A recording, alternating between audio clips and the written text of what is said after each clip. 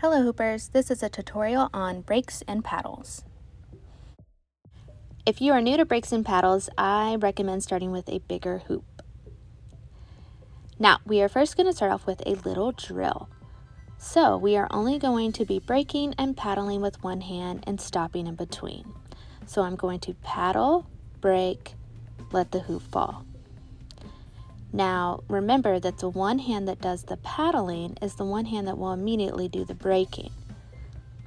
So again, picking the hoop up, starting with some brakes for momentum, paddle, brake, stop.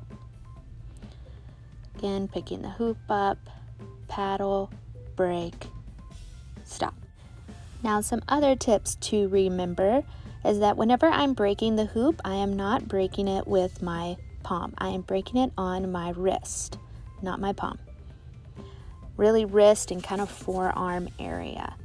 If I brake it with my hand, it seems to get a little wonky. So I am just braking it with my wrist. Here are a few tips to remember to help keep the hoop in a nice, smooth plane. So when doing brakes and paddles, make sure to not creep up your shoulders. Take a deep breath, keep your shoulders relaxed, because the hoop will go where your shoulders go.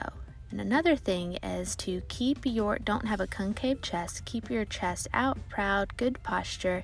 Even though the hoop is hitting your hands, it's still nice to have a little area for the hoop to go across. And then turning helps. So I turn a lot whenever I'm doing brakes and paddles. This will give a smoother plane and help brace for the movement more, making it a little easier. So the gap is really important when drilling to bring in your hand for the paddle. So the gap will open in front right before the brake, and that is your chance to bring that opposite hand in for the paddle. So the hand that just broke is going to immediately go to the opposite shoulder for the paddle, and the hand that just paddled will immediately go to the outside of the hoop for the brake. So it will be paddle, brake, paddle, then the hand comes out, brake.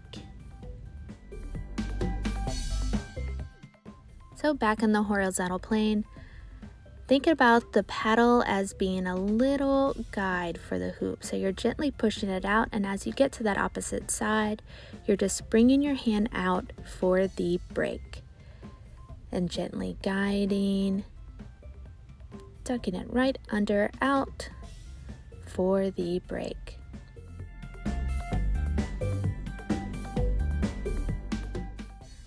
Size does matter. This is a 28-inch 5/8, and it will be a much more quicker movement, so turning will be very, very helpful. And just the reaction time will be quicker because the circle is smaller. So that's why drilling on a bigger hoop will really help you at the beginning. And here's a little bonus: elbow, brakes, and paddles. Now, if you have your brakes and paddles down pat, you're good, you got them. Or you just want to try this first, you can do elbows, brakes, and paddles. So you can start with some elbow brakes. That's what I like to do, and then go right into the brakes and paddles. Now the pattern is just the same. You are braking, paddling, going out with that same hand, braking, paddling. Now look how much I am turning. I am turning a lot to brace the momentum of the hoop.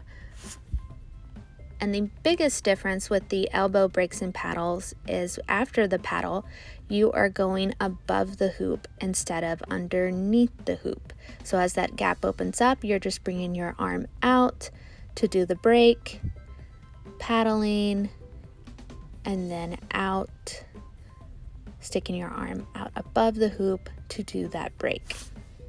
And here it is if you use a smaller hoop, the movement again will just be much quicker. I hope this tutorial helped, and if you have any questions, feel free to DM me. Happy hooping!